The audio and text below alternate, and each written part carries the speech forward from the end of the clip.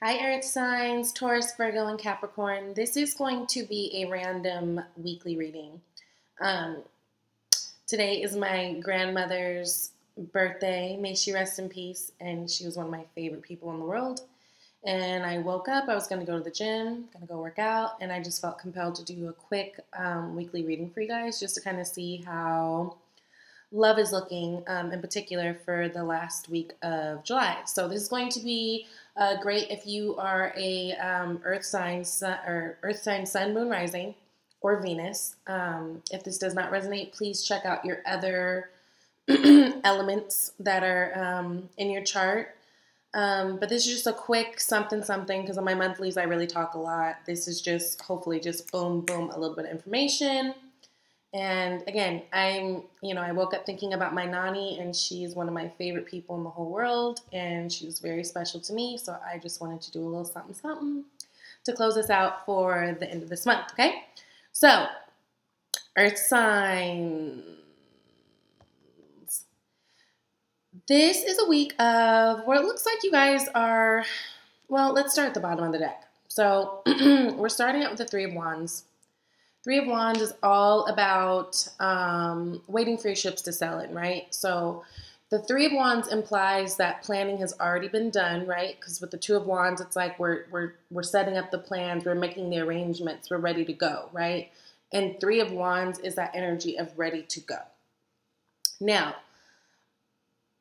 overall, you guys have some good cards, but there are also a couple struggle cards. I think you guys are going through a lot internally. There's a lot of thinking going on, a lot of second guessing going on, because you guys have the Two of Cups here, which is a beautiful card, especially for a love reading. This implies that there's someone that you're feeling aligned with, someone, who you feel like equal partnership, a nice, healthy form of give and take with, right?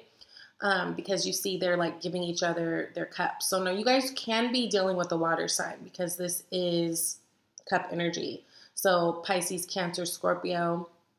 But overall, it seems like a lot of you guys have made connections with someone that you guys hold very dear and someone that you can see, long term. Now, I wouldn't say this is exactly soulmate energy, paired with maybe the Lovers and I don't know, Four of Wands or something. That might give me a little bit more soulmate energy. But Two of Cups is still very new and fresh love energy. But even if you are already in a relationship, this can just imply that you and your partner right now are really on a good page. You guys are in a really good, you're on the same page, and you're, kind of feeling like you're more aligned and wanting the same things. But what concerns me is what's crossing that is you've got this Eight of Swords. So Eight of Swords is stuck energy, not knowing what to do. This is someone who can't see the next move, doesn't want to take that step. It's almost so it's self-inflicted. It's like no one put her there. Well, maybe someone put her there, but she doesn't have to stay there, right? She's not exactly locked up. She's not exactly caged. She can wiggle out of these bandages. She can walk around those swords.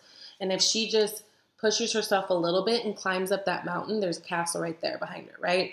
So it is a bit of a stuck energy, but an energy that we kind of stick ourselves in. But the thing is, it's like she can't see, right? She's blindfolded. So I don't know exactly why. I feel like for some of you guys, maybe you found someone that you really are interested in, but the thought of it is almost scary because, being in a relationship or even connecting with someone, it does require more out of us, right? It requires more of our energy. It requires a responsibility of honesty. It requires really showing up in a different way. So I feel like some of you are stuck not knowing if this is something that you're really ready for. And it could be also just, if you've been someone who's been hurt in the past, which is damn near all of us, right? Because that's how we learn. We learn through pain a lot of times rather than everything just going right. So anyways, it just looks like you have a little bit of internal conflict, even though it looks like there's someone here or a situation here that you guys are feeling really aligned with, right? Or there's a possibility of some really, really good growth. So in the past, we've got the Emperor energy. So you guys could have been dealing with an Aries person, or just this is a fire energy. But the Emperor is all about taking control. It's all about dominance, right? It's a very, I don't want to say bossy, but yeah, bossy. Like, this is like the father of the tarot. This can be like a dad, a boss, or something. This could be a past lover. This could be why you guys are stuck in this Eight of Swords energy. Maybe this is someone that you dealt with in the past and, you know, things didn't exactly go right. And so it's kind of got you in your head a little bit. Or maybe this is just saying that, you know, some of you guys are really taking control of your love life. Like, you guys are really at a place where you're like, okay, I'm not just going to let things happen to me. I'm not just going to live by default. I'm going to control, you know, take control of my own destiny. I'm going to take control of my own love life, because we all have free will. But even in that, if that is you, it feels like maybe that's where that stress from that Eight of Swords comes from, right? You know, it is stressful, like being a boss. It is stressful making the decisions, because, you know, when things don't work out, then sometimes we're harder on ourselves. But I don't really feel like this is something you should worry about. Now, if it was a past person, like, this is in the past, so that's good. And I don't know if that's, you know, what has you stuck again, but don't let anything from the past, like, mess up your future, right? Because, don't let old things hold you back, right?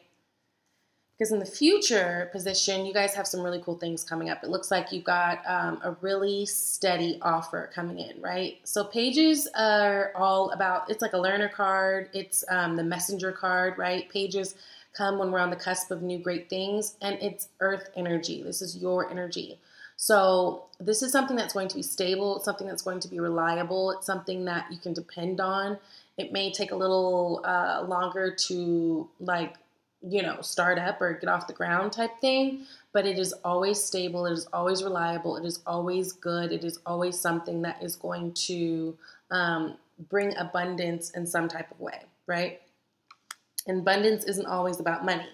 It can be in all things, but a Page of Pentacles is good, especially, like I said, if this is a newer person that you're connecting with, then it looks like there's some really promising things for you guys there. Now, what you guys need to focus on, you've got the Page of Swords. So Page of Swords, it's communication. It's a younger communication. Page of Swords always reminds me of, like, that young child that keeps it real, right? Because kids are really honest. Sometimes they can be really mean, but they're not trying to be. They're just really honest. So, but I'm getting the feeling here more so that this is really about you guys focusing on that communication with this person. And also keeping it real with yourself, right? This page, like, he's just kind of whipping his sword around, not really paying attention to his surroundings. So it's like almost too, since swords can have to do with communication and thought, it's like, don't let your thoughts get in the way. Don't let your thoughts run the show so much to where it has you here in this Eight of Swords energy, right? If there are concerns with this person, I would suggest that maybe you have a conversation with them, and maybe little bits at a time. Maybe nothing too big, but, like, just, you know, in increments that someone can, like, easily absorb. But also in your communication, making sure that you are still being tactful and mindful, and not just speaking without thinking, which earth signs, you guys are really good about that. You guys, in many ways, are very methodical and plan things out in a way where it's like, okay, it's going to make sense. So even in the way you guys communicate, a lot of times you guys are very mindful usually of how you guys come off in that, right? So potential outcome. What is this? Five of Cups. So this is someone who's crying over the past. It's someone who's crying over spilled milk. Again, if you were dealing with a person in the past who was bossy and maybe, like, just too domineering, you felt like you didn't, you know, there was no equal give and take, you felt like you weren't respected, please don't let the past issues affect your future, right? Please don't let this do too much, right? Eight of Swords, at this point, it makes sense to me how this could pop up, this Five of Cups, because Eight of Swords, if you are in a place where you are thinking and you are stressed and you are stuck and you can't get out of it, then that only leads to this, right? That only leads to this disappointment. So I would really suggest you guys get really clear on how you feel. If there's fears and concerns from the past, you need to let those go and really let go of control issues, right? Because you guys do have 2 cups behind you that you're not even turning around being mindful of, right? So again, you've got this Page of Pentacles energy in your future. You guys do have something promising. You guys do have something that could be really beautiful, but you're going to have to work on it. And I feel like the most work that you're going to have to do is first internal work. So that's what I would suggest. I pulled a Doreen Virtue Angels of Romance card. Romance Angels card. And you guys got Free Yourself. It's time to take back control of your life. So, not letting this be the energy that controls us, right? Not letting worry and fear be the energy that controls us.